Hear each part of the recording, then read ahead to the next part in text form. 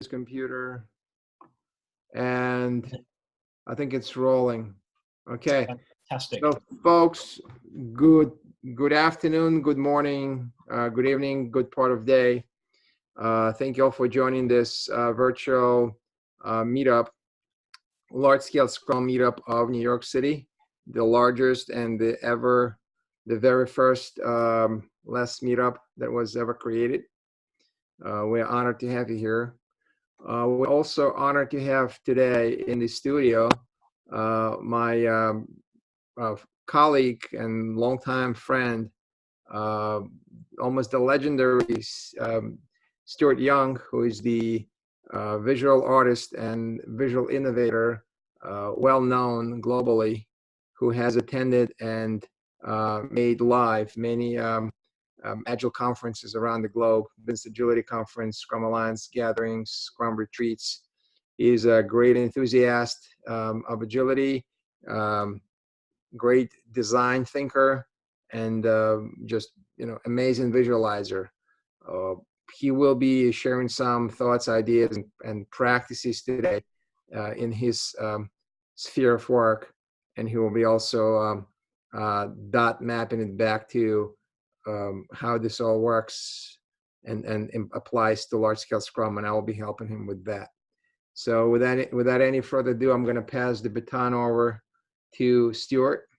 He will be sharing his screen, and he will be taking you down the path of today's discussion. This is going to be time boxed for 1 hour. Stuart will decide when he wants to take questions, and he will effectively facilitate the dialogue. Please have a pen or pencil ready. I think it's one of the requirements for this session. He will be engaging in some practical activities. Okay, off to you, Stuart. Excellent. Can you see the screen? Everything okay? Yeah. I am not sure. Yes, I think I do. Yes. I do see a screen. Excellent. Excellent. Yeah. Thank you so much to everyone that's making this, and those that are eating or doing this whilst they're having lunch in New York. So thank you for making time for this. And yeah, we'll try to make this as interactive as possible. So, but because of the logistics, what we'll do is please ask questions, but put them in the chat, into the chat message box, and Jean can look into that. And at the end, we'll also try to hear some questions and so make it a bit more interactive, which would be nice. And also share what we're doing throughout this the session as well. That would be great.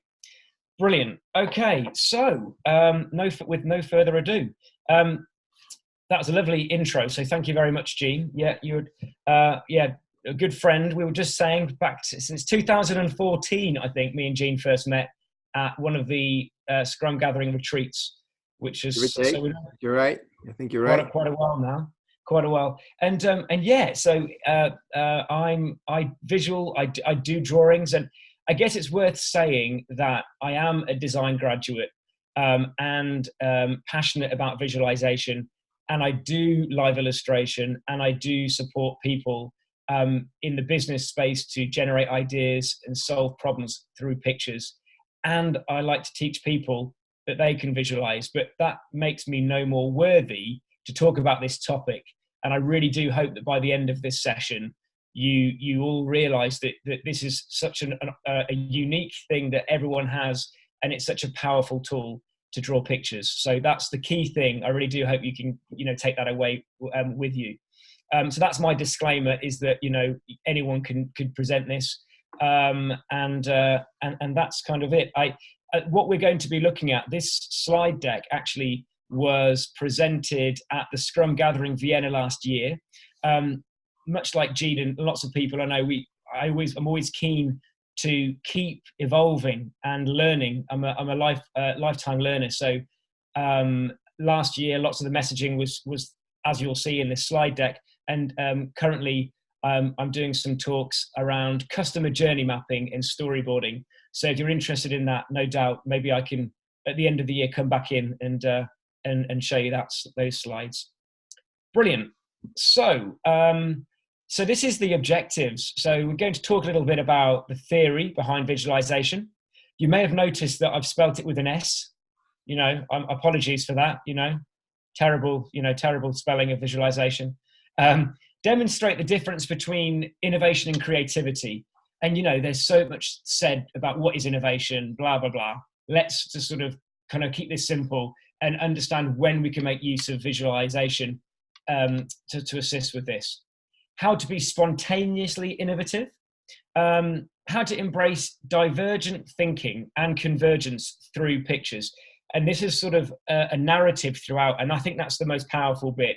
And you'll see how you can make use of all of these things and embrace both of those sort of both divergent and convergent thinking as part of sort of, design thinking, and as far as sort of validating ideas and empiricism, right, as well, kind of getting feedback and learning. And then finally, the expert, Mr. Gene, will kind of maybe just come back in and talk a little bit about how this may apply in your world, and go from there. And really, this isn't just for LeSS. It's not just for Agile. Visualization is a powerful tool.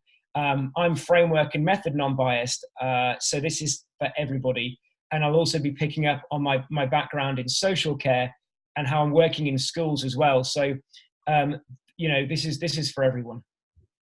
Okay, so I could blether and talk about lots of stats about, theory and right brain and left brain thinking, but I've really sort of moved away from using stats now, because I really want to talk about the simple stuff. So, and what I think is really powerful. And what's come to light, so that you hear some stats for you, 90% of information, transmitted to our brain is visual, and 65% of us are visual learners, but let's focus on the why. Now, Gene, you're non-muted, aren't you? I don't believe I am. So what can you remember your favorite children's book?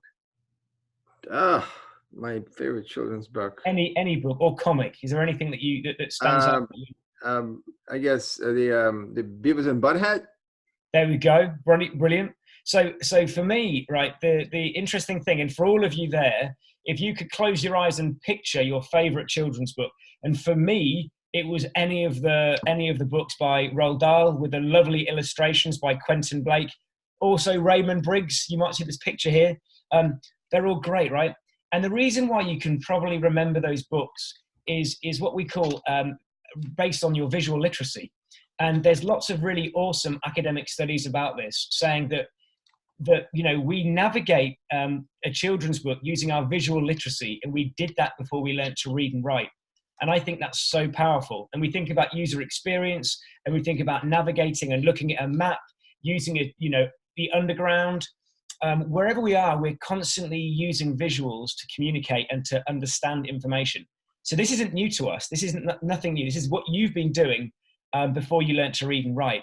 It's a really nice academic study by Anneliese Tillman around this, that when children are first introduced to literature, it is often in the form of picture books. Children learn to associate the pictures with meaning because they cannot read the words on the page.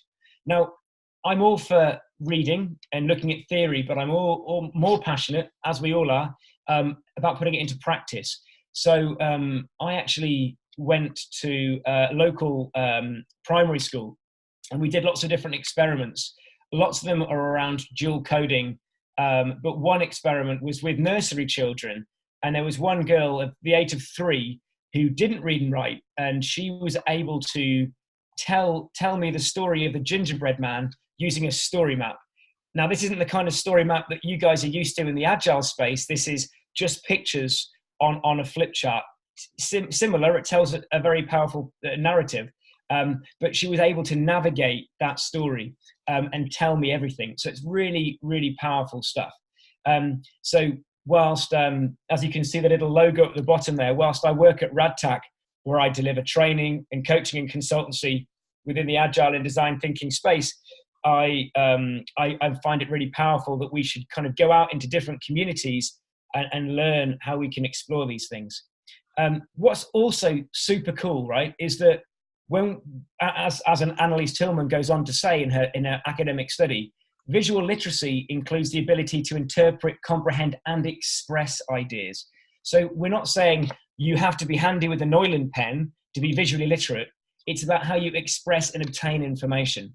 And the really powerful thing here is we're all about team collaboration. we're all about safety. We're all about giving people the opportunity to be autonomous and be creative and to learn. And so that's why, you know, embrace the people in your team. If you don't think that you're one of those people that likes to use the pen, embrace the person that does, and really, you know, embrace the fact that you obtaining and receiving that information is just as powerful. Okay. And again, so before, many moons ago, I've worked with RadTac now for over 4 years, and we embrace innovation, lean and agile, scaling, and business agility. But many years before that, before I was a business analyst on the dark side doing waterfall, before that I was working frontline in social care, and where I work with adults with learning disabilities. And when I left uni, I realized that I could transfer my passion for drawing and illustration to support people to communicate effectively. Now, without being tokenistic, I'm talking about people with reading and writing difficulties. We supported members of our community with varying needs. And if we look at this symbol hierarchy, which shows the kind of typical level of abstraction certain representations have when you're explaining something, people with more profound and multiple learning disabilities would often use things like objects of reference, and which here is miniature objects. But this really resonates with me, this symbol hierarchy, and it really explains the fact that pictures play a pertinent part in helping to communicate something, right? So if I'm explaining that a grey elephant is coming into this room, a real object would be the best thing, a little object, and then maybe a photograph or a drawing. But what's really important to say here is the written word is the most abstract form. So when we talk about alignment of IT and business and all these things, not that there should be IT and business, it's all one thing. What we're really talking about is the importance of really making sure we're speaking a language that people understand. Sound okay so far? We'll get fast feedback. If I'm going too fast, let me know. So these, please keep writing down any questions you might have, and I promise I'll answer any questions towards the end. So I've talked about working in social care. I've worked in more traditional settings, and now I mostly work in the agile context. But when I'm saying to people, make use of visualization, the key motivations are engagement. So when I talk about engagement, I showed a slide of me at the beginning, and Jean mentioned live recording at conferences. That's kind of what I mean there. It's the opportunity to help people to engage, whether it be virtually or live, but I'll often draw to capture the salient points. And this is a really powerful thing. And any of you kind of hanging around drawing at a flip chart, it's really super important. Dave Sibbett, the guru of visual facilitation, I had the opportunity to attend one of his courses in San Francisco, and he talks about, you know, visualization and drawing helping to extend group memory. So it's the retention of group memory. So when you're at the retrospectives, when you're doing planning, when you're thinking about all those really superly important events that come up in LeSS, this is where a picture really is powerful. Now, the other three things there, the other motivations, are idea generation, problem solving, and alignment. And I ask all of you, I don't know how many of you here are consultants or coaches, developers, trainers, regardless of whether you're in the agile space or not. I ask, when are you not, whether it be a one-to-one pair session with your colleague, whether it be a team retrospective, a large-scale planning event, whatever it may be, when are you not trying to generate ideas, solve problems, or find alignment? Okay, so that's like really, that's the thing, right? This is the glue, and it's really important. Okay, already I've spoken for too long. This is not a drawing class, by the way. It is not a drawing class, but I do want to get across an important message. So I'm going to ask all of you to draw something nice and simple. And I think what I'd like you to draw, I'm going to ask you to draw, I'll tell you what I'd like you to draw, something that represents a phone, something that represents a phone, okay? I'll give you 1 minute, and maybe some of you can share your screens maybe after that 1 minute. So away you go, 1 minute to draw something that represents a phone. Oh, you're doing it on the screen. I like how you did that.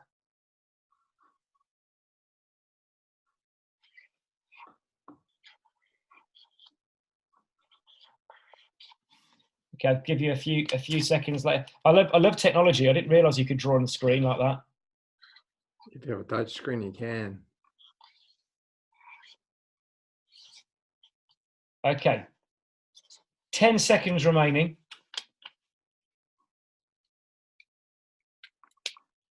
Brilliant. Let's see if technology, awesome.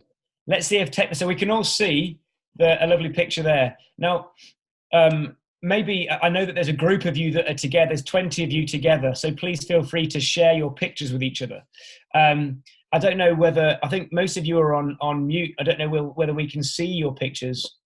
I don't know. Oh, there's, can anyone hold up a picture? People can unmute themselves. Oh, there you go. I can see a picture there. That's great. Thank you. Any more pictures? I can see a picture of a fish. I like that. Okay, cool. So just out of interest, so the first bit of learning here, right, is that I'm sure you all managed to draw a lovely phone, right? And the reason for that is that we're conditioned to draw using a universal language, a language we've used since we were children. So something very tangible like this, something that I would describe as a pictograph, is really, quite simple, and it's something we'd all recognize. So the other thing that I would say here is that I often ask people to draw a house, and often people will draw 2 windows and a door, and regardless of whether they have a door in the middle of their house. And again, it's because we have this sort of this simple way of drawing that we know we can sort of share and explore. Did anyone think of drawing a phone like this? Can you see this? There we go. So maybe 1 or 2, maybe drew. Oh, I can see one. Someone did. Brilliant. There's a few people that drew a phone like this. So again, the awesome thing about this is that, oh, they're all there. Look at that. Oh, there's 2 there. Just in case. That's brilliant. This is wonderful. So the other great thing about that is that, and the learning from that is that we all, I don't know any of you that do train or coach or facilitate, you might use road signs sometimes, or icons or symbols. And again, these sort of iconistic ways to show a representation is really powerful.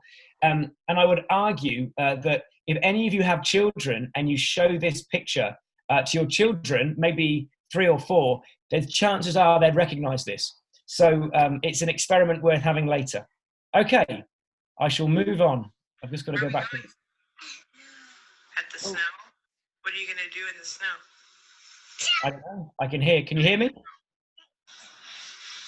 Yeah, I think it's... I've still got your pictures on the screen, but that's fine. I've got some squiggles from you, Gene. They're wonderful, but they're fine. But they're there still. Okay, so here we go. I'll keep moving the right way. There we go. So a bit of fun that's there. What about being innovative? What's the difference there? So some really nice sort of quotes. I love this quote here. While creativity is the ability to produce new and unique ideas, innovation is the implementation of that creativity. That's the introduction of a new idea, solution, process, or product. And I don't wish to argue what is or isn't innovation, but really what I want to get across here is that visualization and drawing is the creation, can assist with the creation of that innovation. So we think about design thinking and validate. This is Alan. Sorry? Yes, hi. Some of you may want to mute yourself. Right. 1 second, let me mute it. Have you ever been to Middlesex before? No. I have never been to Middlesex before. I've never. This is great. So that's someone in the UK. Right. Mm-hmm. So, I'm trying to... when was your last mammogram? Gosh. We don't want to hear that. We don't want to hear that. Oh no. Have you had a bone density before? We're being innovative. I am unmuting you. We don't know who it was, but You know, that's a Okay. good lesson for people not Am I to. no longer muted? You're the only one who's unmuted. Yes. Right. There we go. So there we are. So what's really important is not only what I've shown you, but that some people have traveled to Middlesex, believe it or not, of all places. So make sure after this session you go to Middlesex. So yeah, talking a little bit here about innovation. The really important thing is, it's the creation of creativity is the ability to produce new and unique ideas. Can you hear something? You, Stuart, you unmuted. People unmuted themselves, and that's why it came through. Okay. You're the only one who can speak now. Lovely. Okay. So there's a lovely saying as well by Niels Flayling, who sort of suggests from idea to innovation takes creativity, and creativity should be in the hands of your teams. So he's really talking about flat organizations and creating holacracy. But what's really important is that, culture is that we need to make sure we're creating the environments in which people can be innovative. And it's really also important to mention that teams need to bake in time for innovation. So how can we be spontaneously innovative? There's an exercise that I could run here. And if you really want to run this session with teams to get them warmed up, there's a really good exercise called Squiggle Birds by Dave Gray, Game Storming. A wonderful, wonderful exercise. And it's a great video, and it really describes the way in which you can draw very few lines or a squiggle. And because our brains are pattern-making machines, we can sort of generate ideas, and we can share ideas very, very simply. And so that was the kind of point of that. Another beautiful story, if I may, that I'd like to share. There's a gentleman called Sir Ken Robinson. The chances are you may have sort of heard this video. There's a great TEDx talk by Sir Ken Robinson about how schools kill creativity. And within this talk, he talks about a small child, a little girl in class, who throws her hand in the air and she says, I'd like to draw a picture. And the teacher says, no problem, here's some paper. What are you going to draw? And the girl says, I'm going to draw God. And the teacher looks a little confused and says, but we don't know what God looks like. And the child says, well, we will in a minute. And, and I really love that, right? And that's the kind of a lovely story. And it's, we grow and we create inhibitions, and we become, we're fearful of being creative. Like my daughter, she doesn't care how wonderful her drawings are as long as her ideas are portrayed. So remember that, people. So there's lots of ways in which we can eliminate cognitive bias. So I don't want to suggest that visualization is just the only way, but I want to sort of describe how we can eliminate a bias by getting more people to draw. So let's just be clear, we're all on the same page. A bias is a type of error in thinking that occurs when people are processing and interpreting information. It's almost sometimes a way of your brain simplifying information. But what's really important here is that it's worth understanding what happens when we draw. So if I'm standing and I'm drawing in a meeting, or I'm listening and facilitating a Scrum event, or I'm drawing a talk in a conference, there's actually a 3-step process.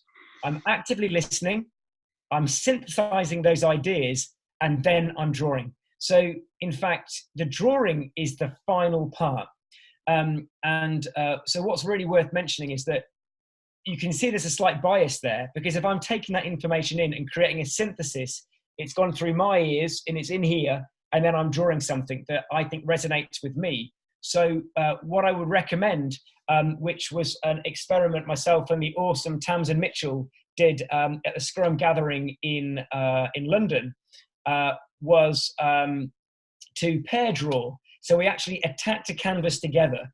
So you've heard of mob programming, maybe mob drawing, maybe mob get on the flip chart and draw together, and see what happens. So there's something beautiful there. So another exercise, okay? I'm pretty sure most of you, have you heard of this thing called Agile? Gene, have you heard of Agile? Yeah, something. Yeah, something. Yeah, something. I don't know. But anyway, right, I'd like to do an experiment. I would like you, I'll give you 1 more minute, and it will create chaos when if we unmute you, and then we'll find out that you've all come to Middlesex or wish to travel to Middlesex. But for now, what I'd like you to do is I would like you to draw something that represents the word agile. Something that represents agile. This isn't just an agile meetup video, but we'll use that word to get across a message. So away you go, draw something that represents agile.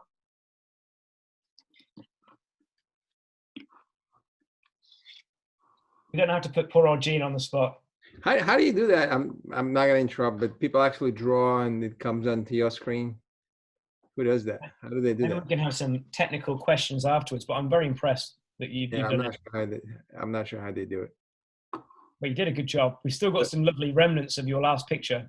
3 green lines. Well, the only thing I see is those green lines. Like I have 3 lines. I like them.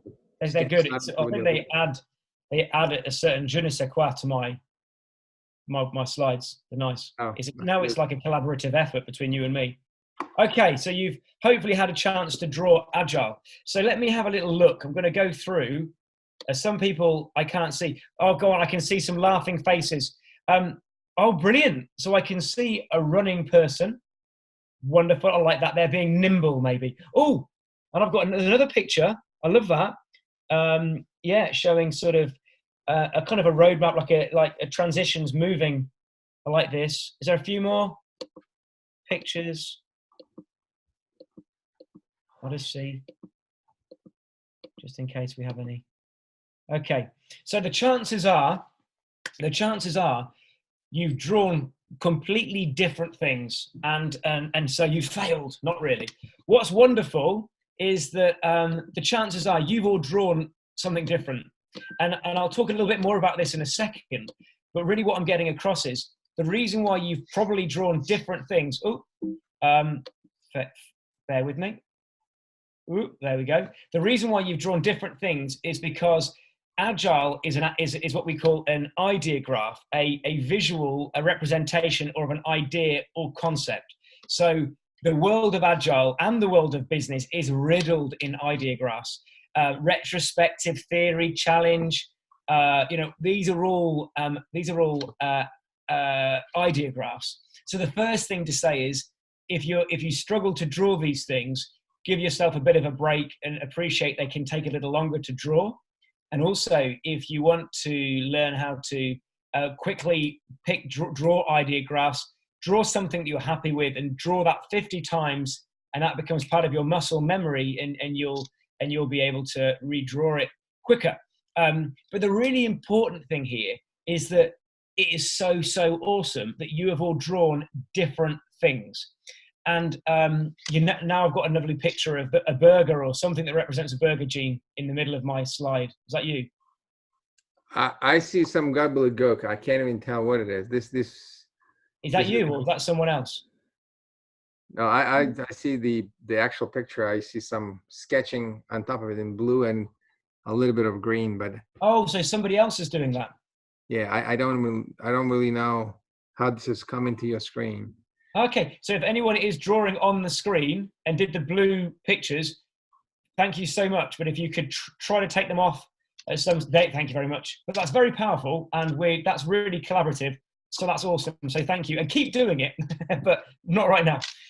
So what's really cool is a really nice book, book by Tony Schwartz, The Responsive Chord. And what's really interesting is that he suggests that communication happens when words and pictures resonate with our already inbuilt beliefs and belief systems and ideas, right? And so what's quite powerful and what's quite nice about that is that the chances are, if you can imagine you're at a retrospective and you're drawing something, sometimes a certain picture someone else does might really resonate with you. And that's really powerful. So I would embrace using idea graphs to really understand or see if you resonate with the same ideas that other people have. Imagine drawing the Scrum values. What do they look like? How would you draw focus? How would you draw courage? This is sort of really powerful stuff. So again, this is where I'm getting to around that diversity of thought being really, really powerful. Excellent. Embracing both diversity of thought and convergent thinking. So here we are. It's all very well that we're saying it's okay, let's draw pictures, it's all great fun. But, you know, at the end of the day, we do need to find a level of convergence. We do need to align and know where we're going. And that's where I think that there's two things that I would suggest that really help. And that is the use of visual metaphors and graphic templates. So there's some, you know, visual metaphors. Visual metaphors are great for aligning a team, aligning on a specific theme that you recognize, whilst a team is still discussing something that is yet to be defined. Really important. Don't be unsure of your graphic metaphor and what you're trying to describe, otherwise you'll be lost. But there's some really simple, powerful visual metaphors. And I know it's overused, but, you know, Luke Homan's speedboat is super cool. And the sailboat here, really powerful. You know, what are we trying to do? Any vehicle metaphor is great for showing how are we moving, how are we going forward, and what are the things that are holding us back. The product, the team, the culture of the organization, through our business transformation. Simple things. Drawing the boat that's representing where we are with our product, and then what are the sorts of things that are holding us back, and what are the sorts of things that are propelling us forward. It aligns everybody. Everyone can be divergent by adding different pictures, but you've got one picture that's anchoring us together. It's really powerful. So that's sort of visual metaphors. And the next thing's graphic templates. You know, and I love this saying by Mike Rhodes from the Sketchnote Handbook. And if anyone really wants to get on and start visualizing, recommend getting the Sketchnote Handbook. Mike Rhodes has a lovely quote where he says, "Structure is the meat and veg, and the fancy drawing is the gravy on top." I run visual thinking skills workshops, and I give people the confidence to draw, but you don't need to draw all the time, right? You could have pre-made templates that you can just get other people, stakeholders and team members and customers to draw. You can just create an environment for visualization. This is an iceberg, the good old iceberg metaphor, but many are available. And these aren't unique. The business model canvas, the SWOT analysis, Kinevin, these are all frameworks or templates that we can use to frame something. So these are really powerful. We've got visual metaphors and graphic templates. When I ran this exercise, I actually used a template and got people to actually draw something out. But this is really powerful. So this is a really good way of exploring that. And so maybe we'll have some questions on how we can do this. But, you know, I make use of some awesome tools. Luke Homan's created some amazing templates. There's some great templates that are available, you know, at your leisure. Have a look and make your own. So that's it. That's the real key part of this talk and my message last year was visualization is super powerful for aligning people, generating ideas and solving problems in the agile context, providing fast feedback in the design thinking and innovation context, whilst they shouldn't be thought of as separate, really good for validating design ideas, and also super cool for helping people to embrace divergent thinking and convergence. So that's me, that's my message. And there's a wonderful person here that I've drawn. We just thought it might be quite nice, not to labor over this, but you know, how maybe Jean may say a few words about where you can get tools that can start you on your way with LeSS, and then maybe just discuss where you think this could be useful and powerful. Since you give it back to me, so I mean, in large scale Scrum was so big on visualization and information radiation, you know, graphical and visual, that it just almost goes without saying, right? We strongly recommend not using heavy electronic tools. Mostly everything that we do is either very light technology like Wiki or an Excel, and especially we make a lot of emphasis on visual graphics, whiteboarding, more so if everyone ever wants to understand less in one picture and less events and roles, they may just go to, book images or website graphics and that work site and see the richness and the clarity of those images, and how one picture could say 1,000 words, especially when you look at, Scrum events, large scale Scrum events. It's just amazing. There was also a whole universe. There was a library of graphics coming from LeSS trainers. Each person visualizes their own thinking about large scale Scrum using different graphic and drawing techniques, and you can also see it on the site. So in large scale Scrum, there's a very strong emphasis being made on graphic visualization. And I think we need to steal some of your time at one of the events so you can actually visualize our thinking. And I mean, the other thing is, on this slide alone, that one picture is very clear. If you try to describe LeSS to anyone that's maybe never even looked at Scrum, that one picture you could discuss. I look at visualization as a facilitated tool, a tool for a facilitator to communicate something. Back in the day, I used to provide easy read information for people with reading and writing difficulties, but it's tokenistic to think that sometimes a picture on its own can maybe can speak for itself. I'm sure hopefully sometimes it can, but it's a facilitated tool. It's a tool for facilitation. You could use this one picture and talk about the whole of LeSS, right? Yeah. Hey, by the way, Stuart, the short answer is yes, you're right. And there's some questions that came through the on the tape. I'm not sure if you want them to be. Yes, there was just to be fair in the order of I received those. Something along. Please share the video. There was a request to share the video about squiggle, as you mentioned it. The latest question. Squiggle birds. Yeah, squiggle birds. Yeah. There is a question that came from David. Suggestions for visual collaboration drawn remotely, like this meeting, tools or methods that help when you can be in the same room.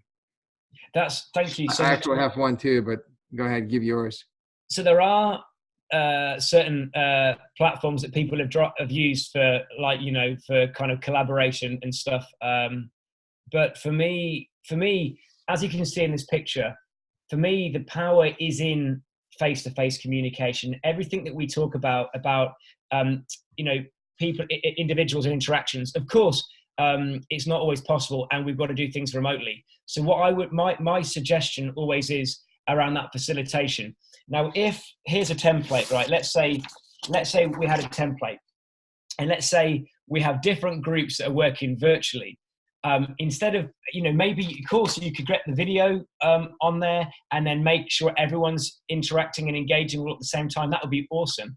Or what you could do is go, right, let's create a facilitation guide and make sure we have a facilitator that's co-located in different places. And then give a guide and say, we're going to use this template and we're going to run the exercise over 3 sessions. And the first bit, we're going to do X, and then we're going to do Y. And then to actually pull this information together. So that would be my suggestion. That's how we've done it, is to actually, create a way in which you can simulate those things separately in silo, but then bring that information together. I think that, like I say, I think there's something, maybe old school, but standing at that flip chart, holding that pen, that's sort of where the power really is for all those people. So I would say, yes, you could maybe have cameras and be virtual, but what I would prefer to do, or what I would suggest doing, is making sure that everyone's very clear about how a session will be facilitated, and to sort of duplicate that and then pull the learnings together. Great. 2 more questions and then you can get on with your program. How do we get the workshop in a different city? I actually pinned the link in the chat. People can pick it up. Would be supportive of this technique that you just described, but you can give your answer. And the second question is, how about books, courses, or some other help? Great. With drawing, to learn about this kind of drawing, Fantastic. So I'll go backwards because I don't, let's start with the bits that are easier for you that you can get onto right now. Just a few tricks for you. Well, first of all, I really hope that you all agree that you can draw, right? That anyone can draw. And I think the difference, someone said to me earlier this week, tell me, can you really teach someone to draw in a day? And I tell you what, I can teach someone that they can draw within 10 minutes. And that's what I've done on this call. The difference is it's not learning how to communicate effectively, which I hope you can all see and agree that you can do, regardless of how many background in art college or whatever. But I guess the question is, how can you improve your draftsmanship? How can you improve your flip charts? How can you improve the way in which you communicate visually? So here's a couple of things I'd say. First one is Sketchnote Handbook.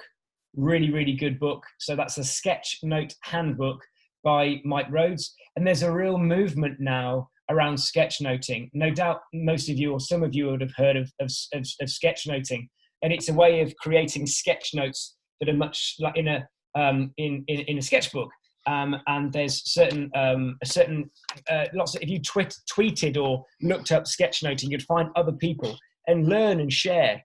I'm all for learning, adopting, sharing, and evolving. There's nothing out there that you can't take and make your own, right? On the course that I do, I have some icons that I get people to walk through. But again, that's just a starting place. Another thing that you can do is what I would suggest is running, as they do in the Game Storming book, a graphic jam. It's all around collaboration. So run a graphic jam. And all this is create a backlog of things that you think you might wish to draw live. Product owner, Scrum Master, whatever it be, vote for what's most important. And then every Friday have a graphic jam. We did this using Slack. So talking about being virtual, we do this at RadTac. On a Friday, we have a graphic jam, and we think of a word that we need to draw, and then we all Slack it and we share and we evolve the picture. And this is the way in which you can think about divergent thinking and think, wow, that's amazing. So that's really powerful. Learn through your collaborating with your colleagues. The second thing is, if you don't have the opportunity to collaborate with teams or others, what I would suggest doing is thinking about some words that you wish to draw. And what you can do if you're a process junkie and you're too detailed is go to Google, go to images and put the word icon afterwards. Product owner icon, Scrum Master icon. So that's a little trick that you can do. And I mean, other books, if you really want to get delving into storyboarding and creating beautiful narratives, how to draw making comics by Scott McCloud, that's beautiful. But yeah, Google image, look at live illustration, look at graphic recording. That's it. Oh, and as far as these are the workshops that are coming up. If you are in New York in March and you're going to the Business Agility Conference, you do get a discount. So make sure you make use of that. I would absolutely love to see you there. And in Philadelphia as well with the awesome Anu Smalley. Anyone knows Anu? CST and big in the Agile space. I'll be running a session there. As for other places, you're probably thinking in the US.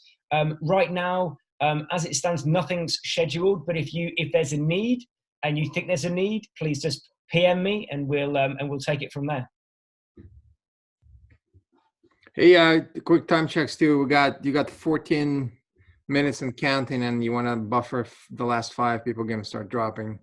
I'm not very good at telling jokes, and I'm not very good at dancing. So unless anyone wanted to kind of ask a question, or that could be about Middlesex, maybe. Middlesex. We never answered the question on Middlesex. Yeah, it's up to you if you want to take questions now. Yeah, folks, you may unmute yourself. Please unmute only if you're speaking to the audience. Only if you're speaking to the audience. Or that is to Stu. If you have any questions. You don't have to have questions. Oh, we have one. Well, there are some people that are typing in, but oh, okay. Either way, I'm in no rush. Okay, can you hear me, guys? Yes. Yes, Igor. Good. So I'd like to ask a question. Is it a good idea, for example, let's say on retrospective, to paint some problems maybe, and to show it in retrospective and kind of an exercise. So thank you for that. So as you can see on this picture, actually, I think not answering your question straight away, it's really good to have a journey and a vehicle metaphor. So figure out a way in which you can represent a vehicle or a journey, because it can really help, whether it's a vision or a roadmap would be a journey. For a retrospective, I think any vehicle's great. And as for visualizing problems, absolutely. And I think this is what I was saying, is that some people might not be able to articulate what a problem is without drawing a picture. So actually to draw something, it provides more empathy and emotion. So you can really delve deep. And so 100%, and as for giving you suggestions, I know it's overly used, but you can't really beat, I love the sailboat. Helen Meek in the UK is really hot on graphic metaphors, and she's done some awesome talks and blogs on it. So maybe look up Helen Meek as well. But yeah, I would say a vehicle metaphor is great, and really encourage people to draw problems. Absolutely, absolutely perfect idea. And you know, I'd also say, when we're talking about when to apply this, now I don't want to go down the realms of what's a good or a bad user story, or should you write user stories. I'll leave that for another session. But if you think about, you know, how to explain a way in which you can present requirements to people that are new to Agile ways of working, maybe draw it, you know, 3 Post-its as a I want, so that. Similar to trigger, action, reward. It's sometimes very difficult for people to actually put value into context. So maybe that's a nice thing to do. Igor, did it answer your question? Yeah, I understand that question. The answer to this question might be pretty long thing, but yeah, I understood the main concept of this. And yeah, and as an example, it is a book of Lisa Atkins, and we also see some examples when she showed how to explain some agile values using some trees like productivity tree and etc. Absolutely. There's the world is your ocean, right? Lisa Atkins, everything, you know, there's just, you know, there's so many people that are really strong advocates for visualization, and really putting that into place. So yeah, you know, there's no right or wrong way. There's only inspection and adaptation, right? And if something doesn't work, then try something different. As you know, with retrospectives, you just need to keep them vibrant. You need to get the energy levels up, and you need to make sure that you're continuously changing and adapting. Otherwise, people stagnate. So try something, and if it works, that's great, and then evolve on that idea. Hey, just do a small disclaimer. You know, as you know, I do my hobby is making cartoons, and I don't come close to you in terms of expressing my thoughts graphically, and it takes me probably 5 times as long. But in fact, I shared something in the channel just now. I think it would be also powerful not just to use graphic visualization to, well, let me rephrase that. I think to express irony and satiric ideas with graphics is a pretty powerful thing, right? That's how comics books have been created also in the first place. So. Yeah, absolutely. Yeah, and that Japanese warrior prints used to have sort of satirize political bodies. You know, it's always been a powerful way to satirize, for good or for bad. But absolutely, and it's quite powerful as well. Going back to the days where I worked within social care as well. The thing about a drawing as well is it makes it more generic, which is also can be quite powerful. So, for example, specialists would once say that if we're working with people with extreme autism, and you had a photograph that said this is a person of a person on a horse, the first visual boards I've ever used before I knew what Agile was activity boards for people with disabilities, and it would be the staff member that would be supporting them, and it would be a picture of them and their exercise activity. And if you had a photograph of someone on a horse and you were trying to say, that's you, you're horse riding, sometimes that doesn't compute because people are thinking that's not me. But a drawing is much more generic, so it provides more opportunity to make sense in some respects. Cool. Excellent. So anyway, if you're interested, at RadTac you can download some of these templates. That's the logo at the bottom. Download some templates. I'm all for saying these are a starting point. Use them, abuse them, and make them your own. Build visual banks of images and build your own templates and embrace collaboration and learning. Great. So, Go ahead. Please. Where we can find those posters that you... At the bottom there, RadTac, you're more than welcome. If you go to the website and under services, you look for visualization. Under visualization, there are some templates there that you can download. Mm-hmm. Okay, and one more question. I'm just wondering if it's possible, for example, for any team member to have a problem of some conflict in a team, a kind of painful thing. Is it possible somehow to use visualization to resolve those conflicts? If you had some maybe experience using visual thinking and resolving those kind of conflicts. Thanks. 100%. I mean, you and everyone here on this talk is the expert in their own rights because they know the people they work with, and it's through experience that we, as Scrum Masters or whatever, are trying to make sure we create environments where people feel safe to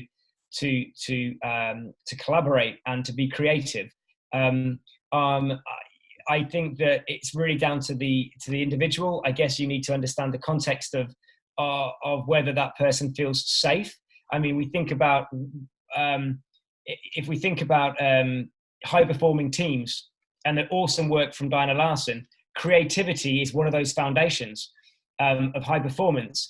But underneath that is trust.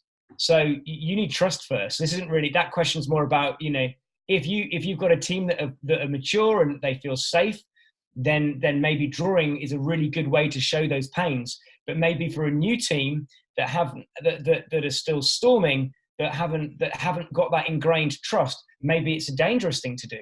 I think that's a call for yourself. But I definitely think it's worth exploring again if people feel safe to do so. Yeah, who's gonna want to experiment and explore if they're not safe, right? Awesome. Hey, Stu, I realized we got 4 minutes left. There was one big one came in just now. I clicked, so there was just a comment that, okay, that was a private comment to me. Never mind. So where we are at the time minus 4 minutes. Any last minute wishes or ideas you wanted to introduce into people's minds before they start dropping? No, not so. One thing is that in this digital era that we live in, we think about AI and automation and all these things. The important things for all of us is to focus on our power skills. Our leadership, active listening, and I think I put visualization under that sort of set of skills. So, I don't like to mention the word soft. And I don't even like the word essential, but I think of power. So, I just see this as one way which you can upgrade your facilitation skills or your ability to navigate the complex terrain that we're in within Agile when we're working in environments that are uncertain and VUCA. And I would say power skills is what you need. So that's my message. Excellent. All right. Thank you. So before we wrap, first of all, I want to say thank you to you. Thanks a ton, man. Thanks for coming and doing this for us. It's been a great session, at least to me. I will also, I'm asking for a formal permission to zap it into the video and have it available. I'm going to put on in the channel. So those people that could not make it, hopefully they can replay it at their own pace, right? The answer is yes.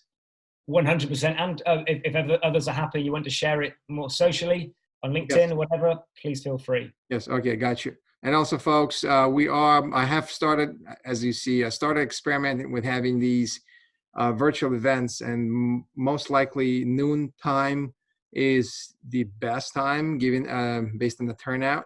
So I will try to experimenting with those, with that. And if you want to examine the meetup and the upcoming events, there are a few great ones, I think, coming up as well in the month of February and March. So please pass it around, RSVP, and please do stay tuned for announcements of Zoom, because there's so many people ask me offline, where's the Zoom channel? We do send it out just a few hours before the session itself so that we don't pollute the channel too early. But everyone should have received it. So, and you will be getting the same way we'll be doing this going forward. Okay. So with that, I'm going to stop recording, and I'm not sure exactly what's the best way to do it. Should I stop recording and then end the meeting, or should I end the meeting and stop recording? You go crazy. Who has experience with Zoom? I'm going to say. Take care. See you later. All right. Thank you very much, everyone. Thank you. Cheers. Bye. Bye-bye.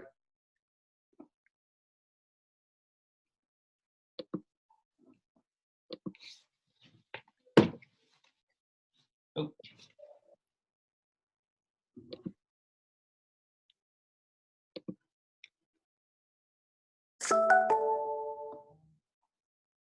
I'm still there. Trying to.